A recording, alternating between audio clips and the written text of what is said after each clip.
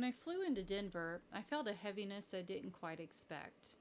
It was a place I had never actually been, and yet it felt strangely familiar. I had only ever seen it from a distance, through photos and videos. But standing there was different. Everything was new to me, and somehow that made me think about how Shanann too must have felt the day she arrived back in Colorado. This was the moment I realized this trip might be more than just visiting places. I came here to slow everything down, to stand in the places that once felt ordinary to her, and see what those ordinary days might have looked like from the inside. I came to Colorado with a simple list of locations, no order and no agenda. Yet I kept returning to the neighborhood for reasons I couldn't quite explain. I pulled over and just stood there for a moment. It was cold, but not harsh, just quiet. There was a kind of peace I didn't expect to feel. Later on, I discovered a post where she said she felt closer to heaven here. Somewhere between heaven and earth, she had found her peace. It's what those leaving small towns seek and know all too well. A few steps from home, the neighborhood park awaited. Sitting on the bench felt like sitting beside her. Even though it was calm and still, I could almost hear the laughter, the giggles and squeals that we've heard so many times in the videos. This place was and felt empty, but not really empty. You could tell life had happened here. Just beyond the playground, the community pool came into view. Standing here in the winter stillness, the pool felt quiet, almost like it was holding its breath. And yet, I could hear the faint echoes of summer. I could just imagine them laughing and squealing as we all know they would. Splashes, little voices, catch me, mommy, and laughter just drifting through the sun. The same pool where they played, the same water they loved, now was still beneath the winter frost. The pool was still and silent, yet the laughter from her videos lingered in the air. Next up, a trip to Target. Something so simple for a mama. Feels so familiar. The doors open the same way ours do. The carts, the plastic, the soft clicks as you pull out your card. All the same. I could almost see Bella and Cece lingering around the big red ball like all of our kids do, and imagine how long it would have taken to get them moving again. I could picture Bella and Cece in the shopping cart, giggling and just enjoying themselves during their girls' trip to Target. This trip began with me simply wanting to visit these ordinary places that Shanann had once shared via Facebook or checked in. As the days went on, it started to feel like I wasn't just visiting anymore. It felt like I was taking them along for one last day in Colorado. Costco, of all places, wasn't meant to be a long stop, just another place she once visited to check off my list. I was able to find the exact parking space at the exact Costco where this photo of the girls was taken. And suddenly, it didn't feel ordinary anymore. I stood there for a moment, realizing this was part of her routine. Groceries, small errands, everyday life. Inside, I wandered the aisles for a little bit, not really expecting to find anything. And then right in the middle of a display was her favorite wine.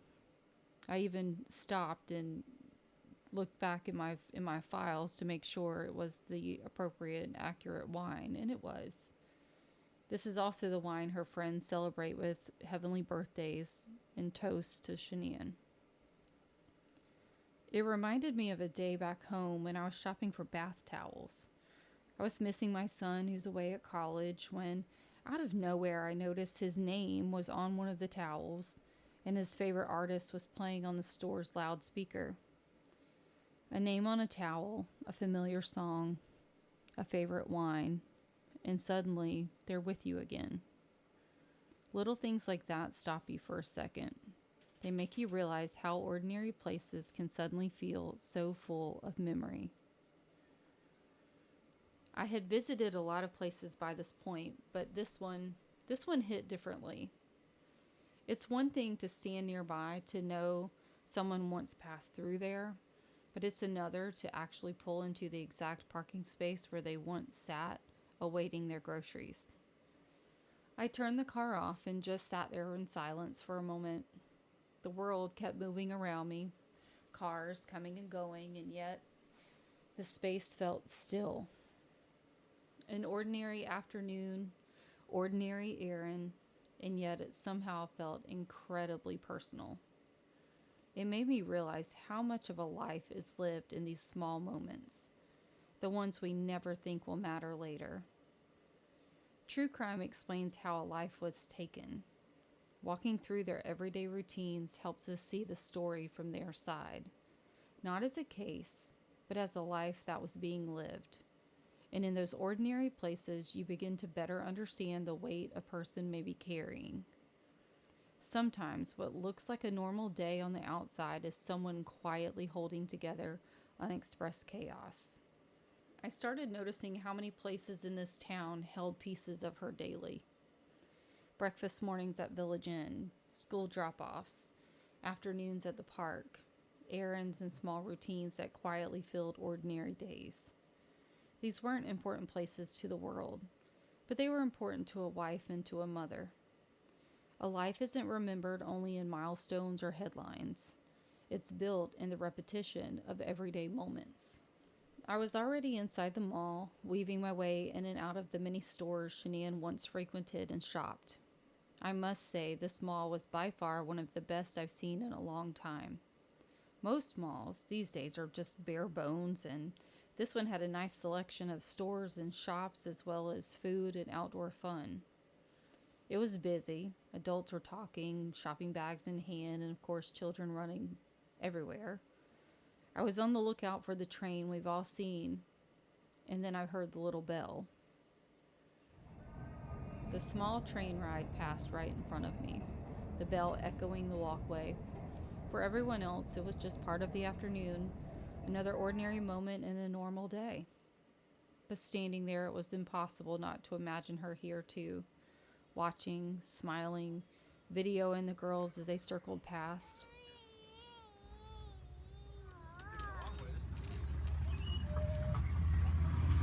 Motorcycle.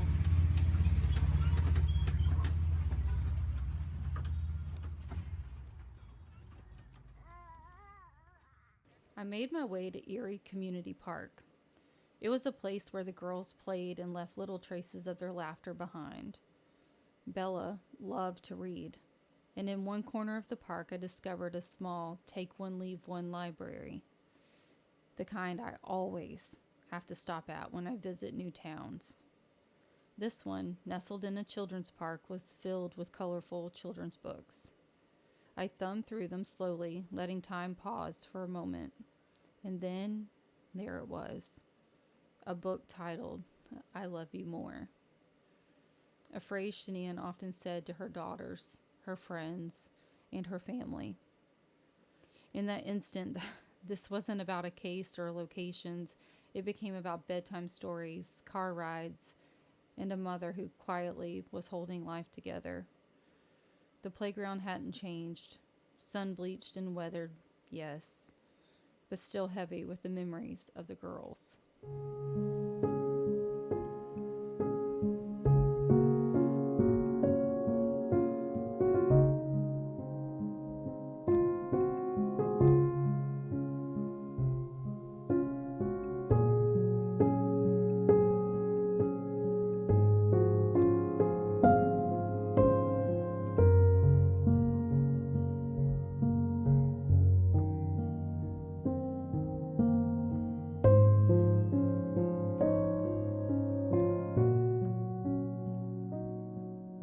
Leaving the quiet playground, I set out to venture toward downtown Frederick. It felt quiet and familiar, glittered with Christmas trees and lights. The cold nipped at my cheeks, but much like Shanann mentioned, it wasn't that bone-chilling kind of cold that we have here on the East Coast. Shanann often mentioned how moving out here helped with her ailments and pain. I must say, I can now attest to that as truth. I actually slept the best I'd ever slept, and I wasn't in any pain. I thought about Shanann mailing off her samples and stumbled upon the Frederick post office. It was small and quaint, efficient, and not far from her home. Believe it or not, they were actually open pretty late that night, too. Remembering a photo from her Facebook, I was able to find the exact location where she once stood and took a photo with the girls. Standing there, alone, it was as if her presence walked the streets of downtown with me. As the evening settled over the quiet town, I left the streets and walked back toward the car, carrying the memories of the day with me. The next day, I would visit the nail salon, a place that would feel incredibly ordinary and yet deeply personal, not knowing just who I run into. At the nail salon, I had the honor of meeting Sammy. Sammy was Shanann's nail tech who frequently did her mani-pedis. I didn't make an appointment and showed up slightly before they opened. Sammy opened her doors to me early, and we had a beautiful, reminiscent conversation. She recalled how some days Shanann would come in, usually closer to every 3 weeks, and while she was always very friendly and smiling, she wasn't one to overshare. She wasn't a stranger in the chair. She was deliberate, polite, and present. She always liked fun colors and designs. A woman pausing for herself, even as the world moved on around her. There was a heaviness in Sammy's eyes when it was realized that Shanann's last mani-pedi in her salon was just before the San Diego trip. Shanann, getting her nails done in North Carolina, kept with her 3-week upkeep. Being it was still within the holidays, I chose a deep Christmas green for my nails, and Sammy suggested a touch of gold glitter, just like Shanann often did. I asked about price because while I was on a trip, I was still very much on a budget. Surprisingly, Colorado prices for these services are far more friendly than here in Florida. I want to say I saved almost $65 in Colorado compared to Florida. I mention this primarily because so many have commented about the expense, but I do challenge you to keep in mind everywhere is so different economically. She looked with me through some of Shanann's photos, including her last manicure, then pointed out the pedicure chairs she and her friends sat at in her last appointment. Through our conversation, Sammy pointed to a booth diagonal to my own, where Shanann would often sit for her fresh manicure. At that moment, it felt like I could see her sitting there again, quietly present, exactly as she was, the little purple nail polish decor still cheerfully hanging on the light as seen in her photo. The customer service at Polished Nail Salon was top tier, and I couldn't be more grateful for my time there and my talk with Sammy. They returned east for the summer 2018, back to the Carolinas, to humid streets and familiar faces, to grandparents who held the girls a little longer than usual. There were evenings lit by sparklers, laughter echoing across the yard. We see them in videos and photos splashing in the puddles and running so carefree. Standing there, I could almost hear the echoes of her daughter's joy, smell the summer showers, and yet feel the weight of what I knew was coming. Staring at the front porch bench, I felt the absence in a way that was hard to put into words.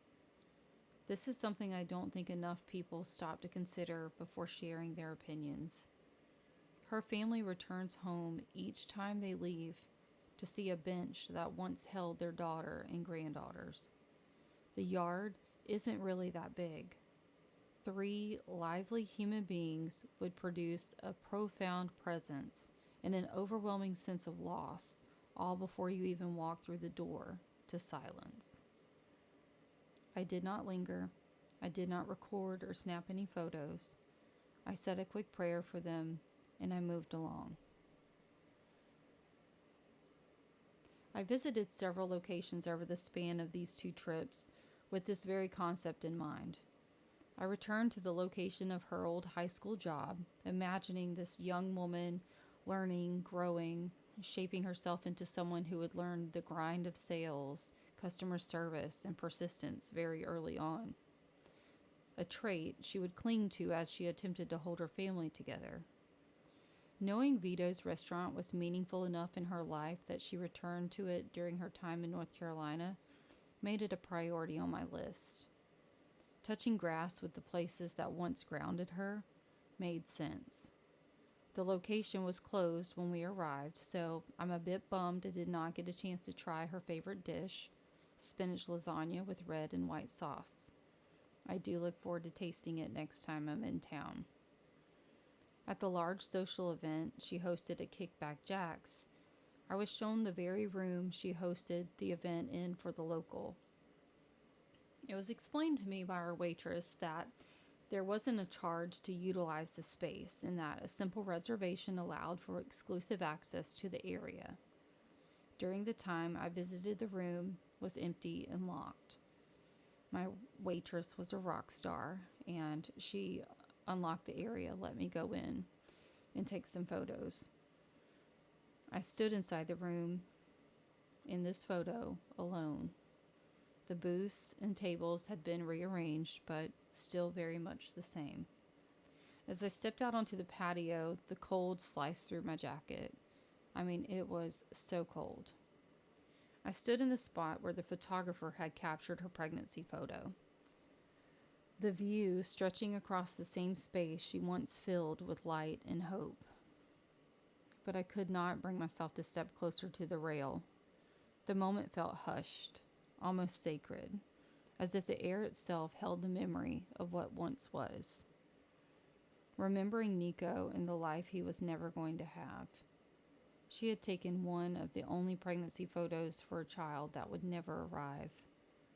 Seeing that space, I felt the weight of what it meant to host joy and hope, even as tension in her life was quietly brewing. I visited a cupcake shop, the small place where she may have bought Cece's birthday treat. Through research, I noticed she had responded in comments on Facebook to another neighbor mentioning it and decided to check it out. This bakery did have allergy-specific options. It was a super sweet place, and it was beautifully decorated with all the things girly. Standing there, imagining her choices, I felt the intention behind each small gesture. The careful attention to the little things that made her children feel celebrated. I decided to indulge with a champagne and key lime cupcake, which were absolutely delicious. From there, the journey carried me east to Myrtle Beach, to the shoreline where they spent that summer surrounded by family, sunlight, and the kind of moments that feel timeless. Sand clinging to sunscreened skin, towels drying over balconies, waves rolling onto the shore, giving a sense of possibility and renewal. Standing there, I could feel how much life was in motion around her. The hope, the laughter, the ordinary happiness, and how fragile it all could be. When I visited the places they once enjoyed around Myrtle Beach, it was the off-season. The crowds were gone, and the music still played overhead to empty rooms. There was a quiet calm to it all. Walking through, I could imagine the girls running ahead, the ordinary joy of a family day, and for a moment the absence made the memories feel even louder.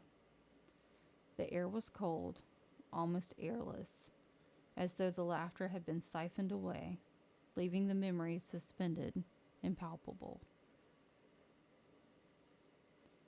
Even amid all this, she hosted family celebrations, managed work events, and kept routines alive. Standing in these locations, I felt the duality, the joy and normalcy she created, and the invisible weight she carried. It wasn't that no one noticed, but so much of what we call the norm were gray flags, subtle hints that something needed attention. Eventually, the trip ended. Suitcases were packed, goodbyes exchanged, flights west, back to Colorado. The warmth of the summer felt distant. The tension, the unspoken truths, traveled home with them. By the time they landed, ordinary life had already begun to shift. And then, one last trip. Arizona.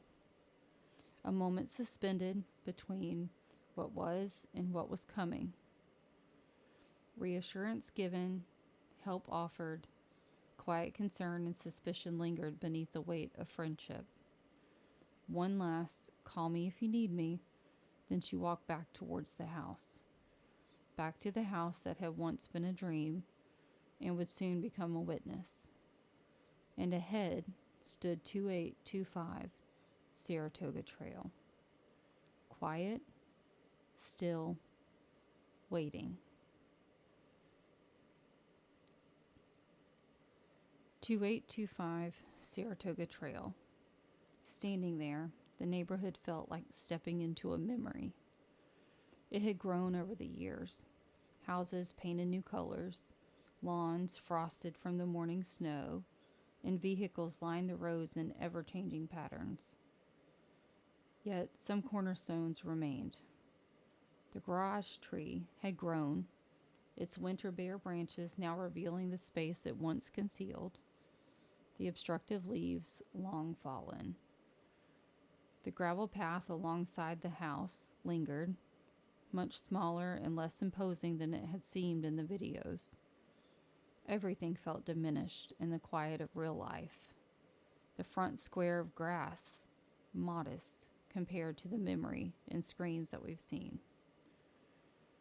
It was a gentle reminder that both memory and lens often exaggerate, and reality is quieter than we imagine. The roads themselves were familiar, tracing the same curves and intersections once captured on body cam footage. Worn asphalt where tires had traced the same paths.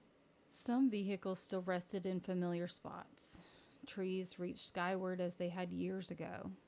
The cold bit at my fingers, and homes glimmered faintly with lingering Christmas lights, a quiet reminder of life moving forward.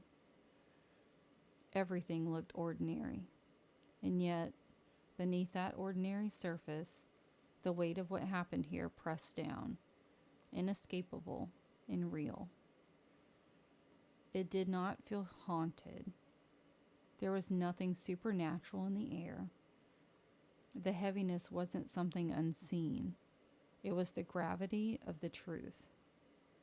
The acknowledgement that real lives were lost here, that real love once lived here, and that the horror wasn't myth or legend, but history.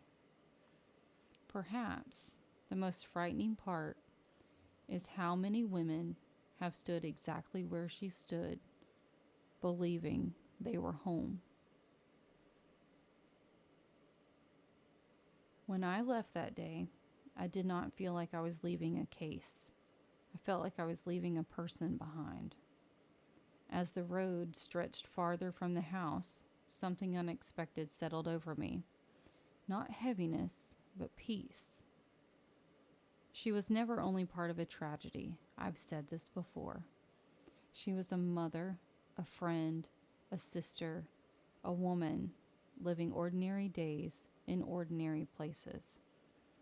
And somewhere along that drive, it felt less like I was driving away from her and more like I was carrying her forward.